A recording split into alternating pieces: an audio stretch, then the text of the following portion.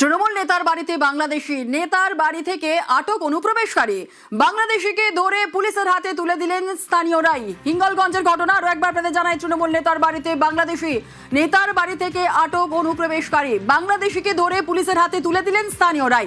বিস্তারিত জানাবে অনুপম আমাদের সঙ্গে রয়েছে। অনুপম, তৃণমূল নেতার বাড়িতে যে বাংলাদেশিকে আটক করা হয়েছে এবং সেই বাংলাদেশির পরিচয় কি, কতদিন ধরে এই তৃণমূল নেতার বাড়িতে রয়েছেন, কি জানা যাচ্ছে?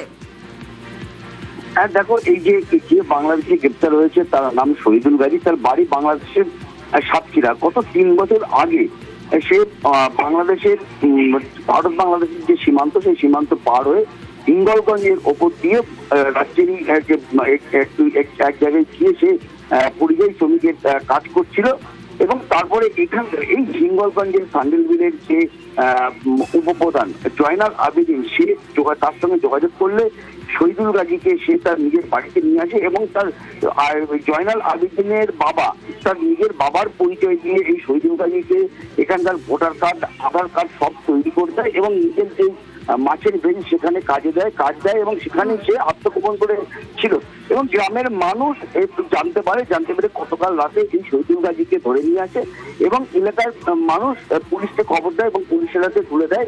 এই শহীদুল গাজী কিন্তু পরিষ্কারভাবে যেটা জানিয়েছে যে এই চান্দেলগিরি গ্রাম পঞ্চায়েতের উপপ্রধান জয়নাল আবেদিন তার সাহায্যেই সে এখানে তার কাছেই থাকতো এবং সেই আধার কার্ড, ভোটার কার্ড সবকিছু তৈরি করে দিয়েছে এবং এলাকার মানুষ কিন্তু এই মুহূর্তে কিন্তু এই যে চান্দেলবিলের যে উপপ্রধান জয়নাল আবেদিন তার কিন্তু কঠোরতম শাস্তি দাবি করছে। তার তৃণমূল নেতার কোন রকম প্রতিক্রিয়া পাওয়া গিয়েছে না? দেখো, সব থেকে বড় ব্যাপার যেটা, এই যে জয়নাল আবেদিনের বিরুদ্ধে বেশ কয়েকদিন আগে রেখা পাত্র একটা অভিযোগ দায়ের করেছিল তাকে হ্যারাসমেন্ট করার জন্য বা তার প্রচারে বাধা দেওয়ার জন্য এবং সেই অভিযোগের ভিত্তিতে জয়নাল আবেদিন গতকালই কিন্তু যখন আদালতে জামিন নিতে যায় তখন কিন্তু তাকে গ্রেপ্তার করেছে বলেই জানতে পেরেছি এবং তার কোনো এই কারণে তার এবং তার পরিবারের কোনো রকম বক্তব্য আমরা পাইনি। কিন্তু এই যে হিঙ্গলগঞ্জের যে তৃণমূলের প্রার্থী ছিলেন, বিধানসভার প্রার্থী ছিলেন আনন্দ সরকার, তার কাছে আমরা যখন যোগাযোগ করেছিলাম তিনি যেটা বলেছেন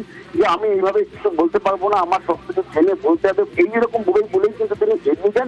কিন্তু দীর্ঘক্ষণ হয়ে যাওয়ার পরে তার সঙ্গে যোগাযোগ করার চেষ্টা হলেও কিন্তু কোন রকম যোগাযোগ করা যায়নি। শুধু আনন্দ সরকার না, তৃণমূলের কোন রকম নেতা বা কোন রকম প্রধান কারোর সঙ্গে কিন্তু এই মুহূর্তে যোগাযোগ করা যাচ্ছে না এই বিষয়ে।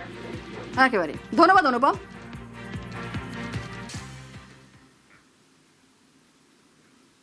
রথীন ঘোষের উত্তরে অসন্তুষ্ট ইডি, রথীন ঘোষকে ফের তলবের প্রস্তুতি শুরু।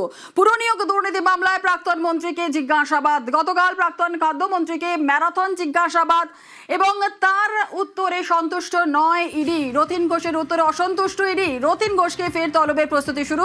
বিস্তারিত জানাবে অনুপ, রয়েছে আমাদের সঙ্গে। অনুপ, প্রাক্তন খাদ্যমন্ত্রী রথীন ঘোষ গতকাল থেকে 10 ঘন্টা প্রায় জিজ্ঞাসাবাদ করা এবং জিজ্ঞাসাবাদে একাধিক তথ্য সম্পর্কে এবং নথি চেয়েছিল। সেই নথি এবং তথ্য যেমন তিনি দিয়েছেন এবং পৌর নিয়োগ যে দুর্নীতি মামলায়, সেক্ষেত্রে তিনি যখন মধ্যমগ্রাম পৌরসভার চেয়ারম্যান ছিলেন এবং সেক্ষেত্রে দেখা যায় 2014 থেকে 2018 এর মধ্যে এই দুর্নীতির অভিযোগ উঠে এসেছিল এবং এই সমস্ত একাধিক বিষয় নিয়ে যখন জিজ্ঞাসাবাদ করা হয়, অয়নশীল সম্পর্কে জিজ্ঞাসাবাদ করা হয়, কিন্তু প্রত্যেকটি উত্তরে সন্তুষ্ট নয় এমনটা কিন্তু স্পষ্ট হচ্ছে। গতকাল যখন রথীন ঘোষ তিনি বেরোন, তিনি কিন্তু স্পষ্ট জানান তিনি যা যা বলেছেন, ইডিকে বলেছেন, সহযোগিতা করেছেন এবং কবে ডাকবে আবার জানাবে। অর্থাৎ ইডির পক্ষ থেকেও এখন দেখা হচ্ছে যে তার যে উত্তর অর্থাৎ জিজ্ঞাসাবাদে পুরোপুরি সন্তুষ্ট নয়। সেই কারণে আগামী সপ্তাহে আবারও তাকে তলব করা হতে পারে এবং তাকে জিজ্ঞাসাবাদ প্রক্রিয়া করে অয়নশীল সম্পর্কে আরো কিছু তথ্য জানতে চাই ইডি। বেশ, ধন্যবাদ।